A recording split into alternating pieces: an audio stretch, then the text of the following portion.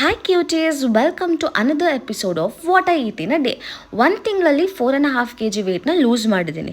ಎಲ್ಲಾದರೂ ಕಾಣಿಸ್ತಾ ಇದೆಯಾ? ಏನೂ ಮಾಡೋಕ್ಕಾಗಲ್ಲ. ಬ್ರೇಕ್ಫಾಸ್ಟ್ಗೆ ನಾನು ರೊಟ್ಟಿ ಹಾಗಲಕಾಯಿ ಪಲ್ಯ ತುಪ್ಪ ಹಾಕೊಂಡು ತಿಂದೆ. ಸೊ ನಾವು ಈರುಳ್ಳಿ ಬೆಳ್ಳುಳ್ಳಿ ತಿನ್ನಂಗಿಲ್ಲ ಫಾರ್ ಅ ವೀಕ್, ಅದಕ್ಕೋಸ್ಕರ ಏನೂ ಆಪ್ಷನ್ ಸಿಗ್ದಲೇ ತರಕಾರಿ ಎಲ್ಲ ಹಾಕೊಂಡು ಗೊಜ್ಜು ಮಾಡ್ಕೊಂಡು ತಿನ್ನೋದು.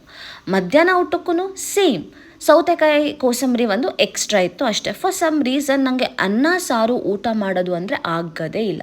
ಅದಕ್ಕೋಸ್ಕರ ರೊಟ್ಟಿ ಈಸ್ ಮೈ ಸ್ಟೇಬಲ್ ಫುಡ್ ಮನೆಗೆ ಬಂದಾಗ. ಅದ್ರ ಜೊತೆ ಊಟಕ್ಕೆ ಒಂದು ಗ್ಲಾಸ್ ಮಜ್ಜಿಗೆ ಕುಡಿದೆ. So that is for my lunch. Evening ಸ್ನ್ಯಾಕ್ಸ್ಗೆ ಅಂತ ಹಲಸಿನ ಹಣ್ಣಿನ ದೋಸೆನ ಮಾಡಿದ್ವಿ. Very simple. 3 hours ನೆನೆಸಿಟ್ಟಿದ್ದಂತಹ ಅಕ್ಕಿನ ಹಾಕ್ಕೊಂಡು ಹ್ಯಾಂಡ್ಫುಲ್ ಆಫ್ ಜಾಕ್ ಫ್ರೂಟ್ ಹಾಕಬೇಕು ಮಸ್ತಾಗಿ. ಆಮೇಲೆ ಸ್ವಲ್ಪ ಸ್ವೀಟ್ಗೆ ಅಂತ ಹೇಳ್ಬಿಟ್ಟು ಬೆಲ್ಲದ ಪುಡಿ ಇದ್ದರೆ ಹಾಕೊಳ್ಳಿ. ಅದನ್ನು ರುಬ್ಕೊಂಡು ಈ ಕನ್ಸಿಸ್ಟೆನ್ಸ್ಗೆ ತಂದ್ಕೊಳ್ಳಿ. ಆಮೇಲೆ ಹಂಚ ಮೇಲೆ ಅಥವಾ ಕಾವಲಿ ಮೇಲೆ ಬಿಸಿ ಬಿಸಿ ಗರಿ ಗರಿ ದೋಸೆನ ಹುಯ್ರಿ.